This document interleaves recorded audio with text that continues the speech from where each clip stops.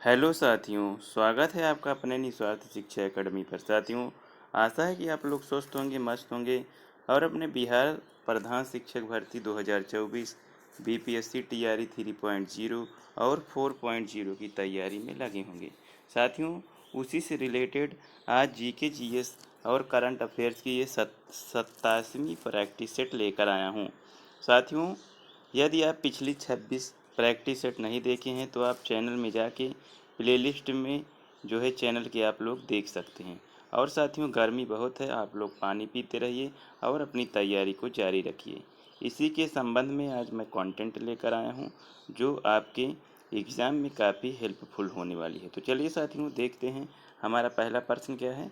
साथियों, हमारा पहला प्रश्न है, भारतीय संविधान का अनुच्छेद 39 से समान न्याय और निःशुल्क कानूनी सहायता किससे संबंधित है। साथियों, यहाँ पे बताना है तो कि जो भारतीय संविधान का अनुच्छेद 39 से है वो समान न्याय और निःशुल्क कानूनी सहायता जो है किससे संबंधित है। तो यहाँ पे हमारा राइट आंसर हो जाएगा ऑप्शन बी। ऑप्शन बी की बात करें तो राज्य के नीति निर्देशक सिद्धांत। साथियों, राज्य के नीति निर्देशक सिद्धांत की बात करें तो ये साथियों जो है 42वें जो है कॉन्स्टिट्यूशन अमेंडमेंट एक्ट या संविधान संशोधन 1976 के तहत साथियों इसको भाग 4 में जो है अनुच्छेद 39 ए में साथियों जोड़ा गया, जिसमें निःशुल्क कानूनी सहायता का प्रावधान किया गया। तो साथियों, जो समान न्याय और निःशुल्क कानूनी सहायता संबंधित है वो साथियों राज्य के नीति निर्देशक तत्व से संबंधित है। इसलिए यहाँ पे राइट आंसर ऑप्शन बी हो जाएगा। आगे बढ़ते हैं और अगला प्रश्न देखते हैं। साथियों, हमारा अगला प्रश्न है, भारतीय संविधान का अनुच्छेद 60 संदर्भित करता है। साथियों, यहाँ पे बताना है कि जो आर्टिकल आर्टिकल 60 है या भारतीय संविधान का अनुच्छेद 60 है वो किसे संदर्भित करता है।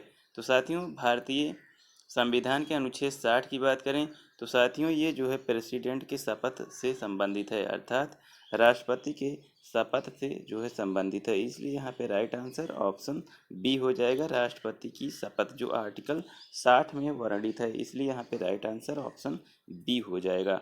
आगे बढ़ते हैं और अगला प्रश्न देखते हैं। साथियों, हमारा अगला प्रश्न है, भारत में स्वतंत्रता के बाद कितनी बार राष्ट्रीय आपात लागू हो चुका है। साथियों, यहाँ पे बताना है कि अपना भारत स्वतंत्र होने के बाद 15 अगस्त 1947 के बाद अर्थात स्वतंत्रता के बाद भारत में कितनी बार राष्ट्रीय आपातकाल लगा। साथियों, राष्ट्रीय आपातकाल की बात करें तो राष्ट्रीय आपातकाल का जो है संविधान के अनुच्छेद या आर्टिकल जो है 352 में इसका वर्णन किया गया है। साथियों, आपसे प्रश्न पूछा जा सकता है कि राष्ट्रीय आपातकाल भारतीय संविधान के किस अनुच्छेद में वर्णित है, तो आपको बताना है आर्टिकल 352। अब आपको बताना है कि भारत में स्वतंत्रता के बाद कितनी बार राष्ट्रीय आपातकाल लागू हो चुका है। तो साथियों, यहाँ पे हमारा राइट आंसर हो जाएगा ऑप्शन सी। ऑप्शन सी की बात करें तो यहाँ पे जो है राष्ट्रीय आपातकाल 3 बार लागू किया जा चुका है, जो कि साथियों ये जो है युद्ध के समय जो है लागू किया गया था।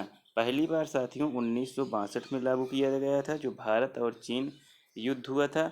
उसके बाद साथियों 1971 में लागू किया गया। साथियों 1971 में दूसरी बार लागू किया।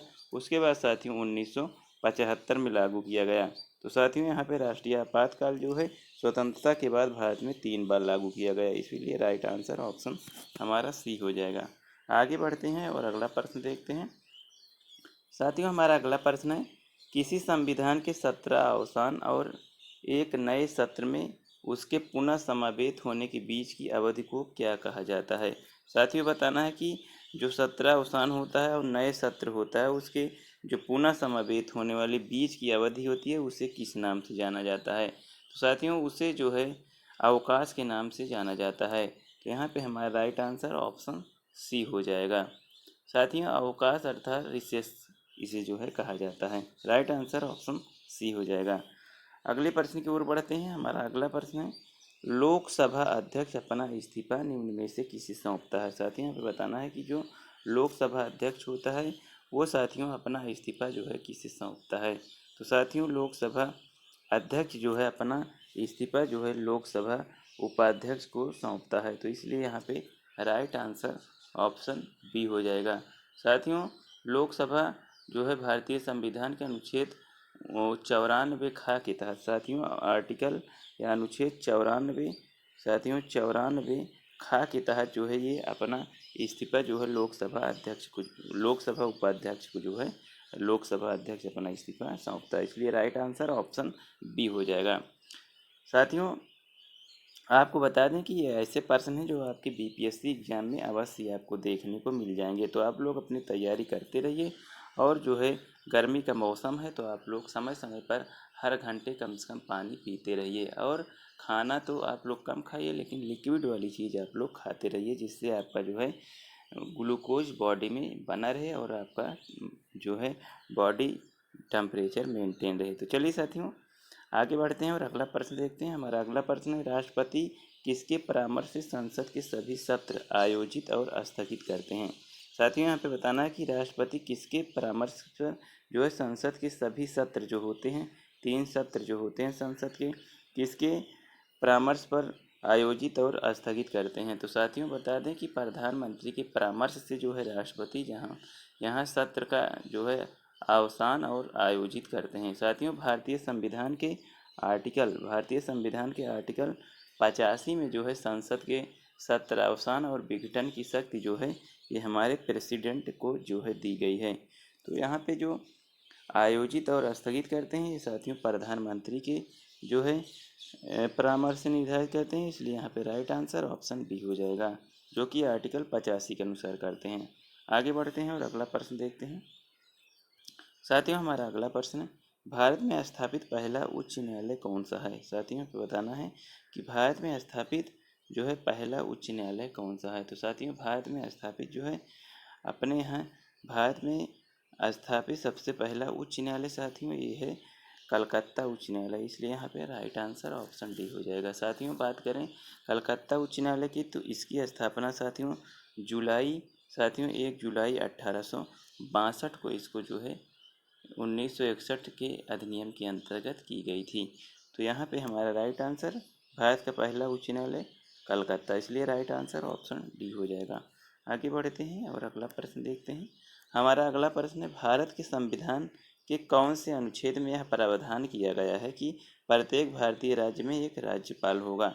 साथियों यहाँ पे बताना है कि जो है भारतीय संविधान के किस अनुच्छेद में प्रावधान है कि भारतीय राज्य में एक राज्यपाल होगा।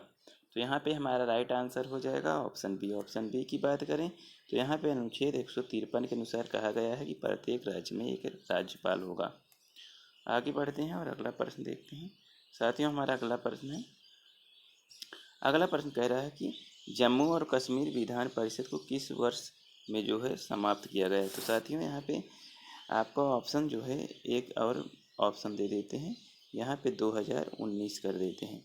तो साथियों जो जम्मू और कश्मीर विधान परिषद को जो है समाप्त किया गया वो साथियों यहाँ पे हमारा जो है आंसर हो जाएगा, जो है यहाँ पे हमारा राइट आंसर हो जाएगा,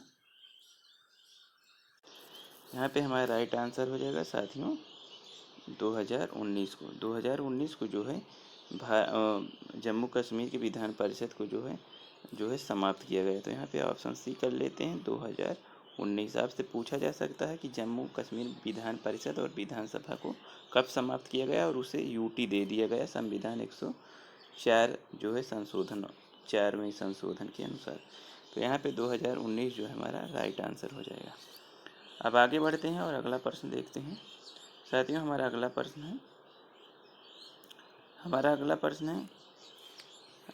देखते हैं। हमारा अगला प्रश्न क्या है। साथियों हमारा अगला प्रश्न है कि तापमापी अर्थात थर्मामीटर में निम्नलिखित में से किसका उपयोग पारा के विकल्प रूप में किया जाता है। साथियों यहाँ पे बताना है कि जो हमारा थर्मामीटर है जिसको हम बुखार मापने के लिए जो है जिसका प्रयोग करते हैं उसको जो है अगर हम पारे के विकल्प में यूज करें तो हम किसका यूज जो है कर सकते हैं। साथियों हम पारे के विकल्प के रूप में जो है गैलिस्टन का यूज कर सकते हैं, तो इसलिए यहाँ पे हमारा राइट आंसर हो जाएगा गैलिस्टन। आगे बढ़ते हैं और अगला प्रश्न देखते हैं।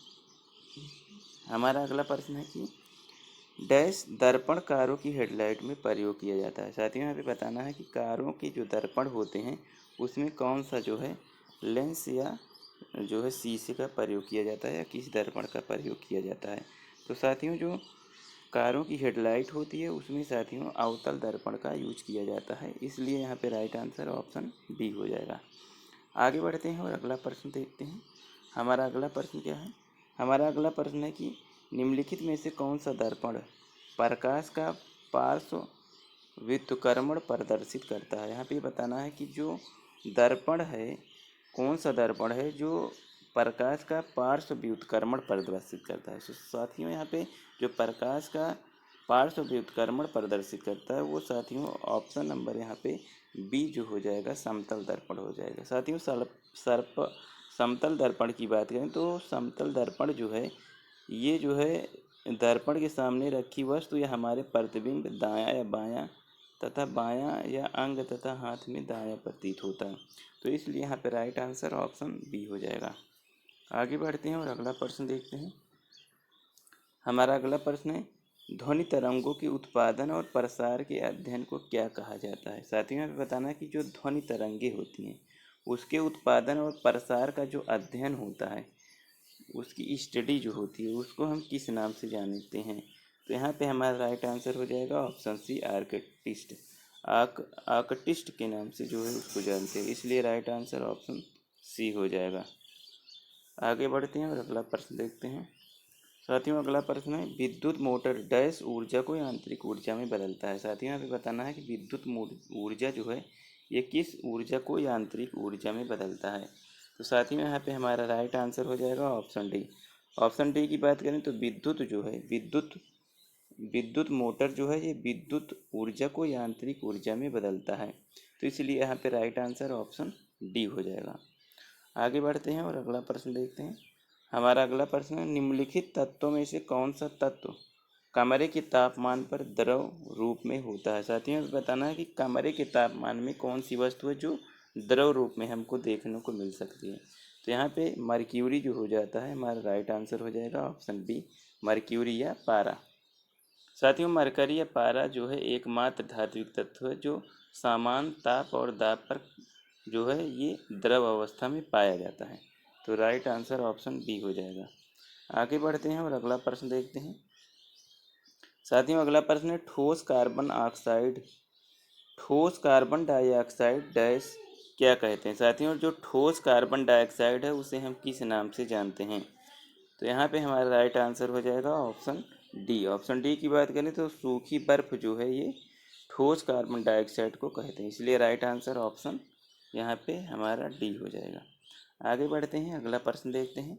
साथियों हमारा अगला प्रश्न है निम्नलिखित में से कौन सा एक रासायनिक परिवर्तन है। साथियों यहाँ पे बताना है कि कौन सा एक रासायनिक परिवर्तन है। तो साथियों यहाँ पे हमारा ऑप्शन बी हो जाएगा लकड़ी का जलना। साथियों लकड़ी का जलना हमारा रासायनिक परिवर्तन हो जाएगा। साथियों यदि हम लकड़ी को जलाकर जैसे लकड़ी जल जाती है तो राख बन जाता है, क्या हम राख से लकड़ी बना सकते हैं? तो नहीं बना सकते। जिस चीज़ से हम जलाने के बाद या उसको नष्ट करने के बाद उसी चीज़ में जैसे हम लकड़ी जलाए तो राख हो गई, अब राख का यूज करके हम लकड़ी बना नहीं सकते, तो उसी को हम जो है रासायनिक परिवर्तन या केमिकल चेंज के रूप में यहाँ पे देख सकते हैं।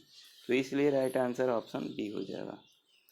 आगे बढ़ते हैं और अगला प्रश्न देखते हैं। अगला प्रश्न है निम्नलिखित में से किसे हम एप्सम साल्ट के नाम से भी जानते हैं। यहाँ पे बताना है कि एप्सम साल्ट के नाम से हम किसे जानते हैं। तो साथियों एप्सम साल्ट की बात करें तो इसे हम जो है मैग्नीशियम सल्फेट के नाम से जानते हैं, जिसका सूत्र होता है साथियों MgSO4।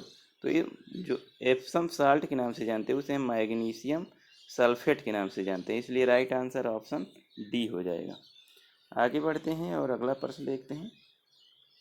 साथियों हमारा अगला प्रश्न है निम्नलिखित में से किसने इलेक्ट्रॉन का आविष्कार किया था। यहाँ पे बताना है कि इलेक्ट्रॉन का आविष्कार किसने किया था। साथियों इलेक्ट्रॉन के आविष्कार की बात करें तो साथियों 1897 में इसका आविष्कार साथियों J.J. टॉमसन ने किया था, इसलिए यहाँ पे राइट आंसर हो जाएगा ऑप्शन सी जो है यहाँ पर राइट आंसर हो जाएगा। आगे बढ़ते हैं और अगला प्रश्न देखते हैं।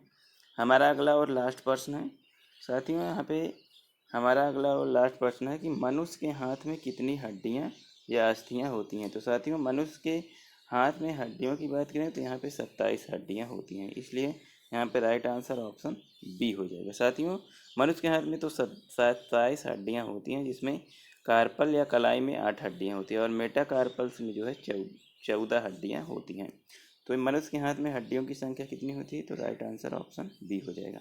तो साथियों ये रहे कुछ महत्वपूर्ण और इम्पॉर्टेंट क्वेश्चनों की जो है इम्पॉर्टेंट क्वेश्चनों की श्रृंखला। आशा है, उम्मीद है कि आप लोग को ये श्रृंखला अच्छी लगी होगी और आपकी जो भी साथी तैयारी कर रहे हैं उनको ये क्लास अवश्य शेयर कीजिएगा। आपको मैं भरोसा दिलाता हूँ कि आपको इसमें से आपको आपके एग्ज़ाम में यहाँ से आपको जो है क्वेश्चन आपको देखने को मिलेंगे। तो यदि आप लोग को ये सीरीज़ अच्छी लगी हो तो साथियों लाइक कीजिएगा और चैनल पर नए हो तो चैनल को सब्सक्राइब अवश्य कर लीजिए, जिससे आपको समय समय पर नोटिफिकेशन मिलती रहे और आप अपनी तैयारी को जो है एक नई दिशा दे सकें। तो साथियों इसी के साथ अलविदा लेता हूँ। थैंक यू साथियों, जय हिंद।